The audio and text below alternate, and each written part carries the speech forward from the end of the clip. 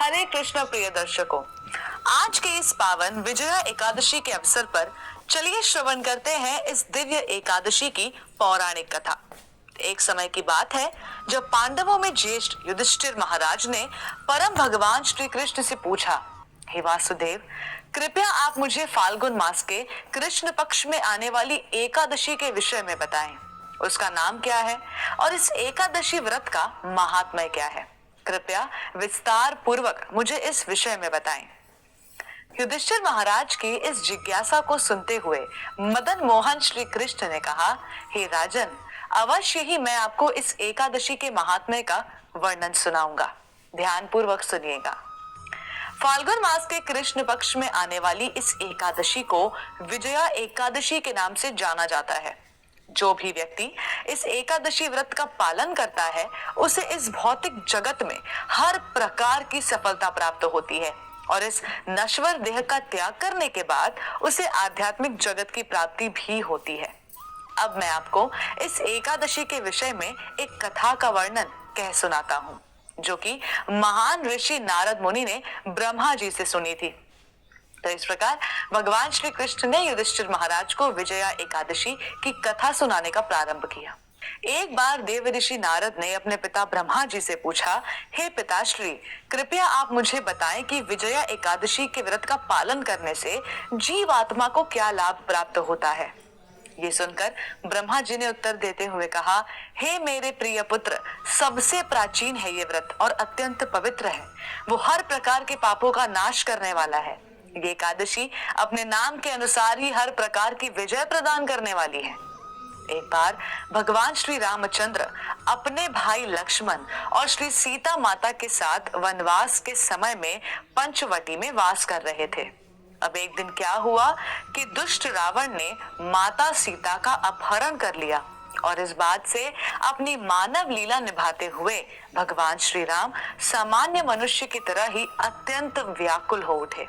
जब वे माता सीता को खोज रहे थे, उस समय उन्हें मार्ग में जटायु मिले, जिन्होंने दुष्ट रावण द्वारा माता सीता के अपहरण का वृत्तांत कह सुनाया। इसके पश्चात जटायु वैकुंठ लोक को चले गए।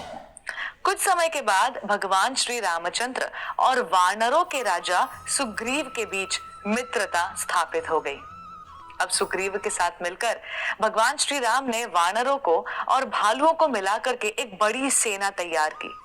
श्री राम ने हनुमान को माता सीता की खोज करने के लिए लंका भेजा, जहां हनुमान ने माता सीता को भगवान श्री राम की अंगूठी दिखाई और उनका संदेश भी दिया। वापस आकर हनुमान जी ने अशोक वाटिका में दुखमय स्थिति में रह रही सीता माता की स्थिति का समाचार श्री राम को कह सुनाया। इसके बाद भगवान श्री रामचंद्र बिना विलंब किए शीघ्र ही दक्षिण के समुद्र की ओर निकल पड़े। समुद्र तट पर पहुंचते ही उन्हें इस बात का अनुभव हुआ कि समुद्र अत्यंत गहरा है और इतनी बड़ी सेना को समुद्र पार करवाना ये सबसे बड़ी चुनौती है। उस समय लक्ष्मण जी ने श्री रामचंद्र जी से कहा, हे प्रभु, आप तो सर्वज्ञ हैं। यहाँ से लगभग 4 मीली की दूर पर दालभक्य ऋषि का आश्रम है। हमें उनके पास जाना चाहिए। वे अवश्य ही हमें इस समस्या का कोई ना कोई समाधान बता देंगे। लक्ष्मण की बात सुनकर श्री राम और लक्ष्मण दालभक्य ऋषि के आश्रम में पहुंचे और वहां जाकर उन्होंने ऋषि को दंडवत प्रणाम किया और प्रार्थना की। भगवान श्री रामचंद्र और उनके सनातन साथी श्री लक्ष्मण को देखकर महान ऋषि दालभक्य समझ गए कि ये कोई साधारण मनुष्य नहीं है, अपितु परम भगवान पूर्ण पुरुषोत्तम स्वयं है। उन्होंने श्री राम को संबोधित करते हुए कहा, हे पुरुषोत्तम, आप मेरे जैसे तुच्छ मानव की कुटिया में किस प्रयोजन से पधारे हैं? मैं आपकी किस प्रकार से सेवा कर सकता हूँ? प्रभु श्री राम ने उत्तर देते हुए कहा, हे ऋषि श्रेष्ठ, मैं यहाँ इस विशाल समुद्र के उस पार स्थित लंका नगरी पर आक्रमण करने और मेरी पत्नी सीता का अपहरण करने वाले दुष्ट रावण का संहार करने के लिए आया हूँ। मेरे साथ मेरे वानरों की सेना भी है। कृपया आप हमारा मार्गदर्शन करें कि किस प्रकार हम इतने विशाल योजनन समुद्र को पार कर सकते हैं। तालभक्य ऋषि ने कहा, हे श्री राम, मैं आपको एक ऐसे व्रत के विषय में बताऊंगा जिसका पालन करके आप रावण के ऊपर अवश्य विजय प्राप्त कर सकते हैं और आपकी कीर्ति पताका दसों दिशाओं में लहराएगी। फाल्गुन मास के कृष्ण पक्ष में आने वाली विजया एकादशी के व्रत का पालन करने से आपकी विजय निश्चित है। इस एकादशी का विधि पूर्वक व्रत पालन करने से आपकी विजय अवश्य होगी।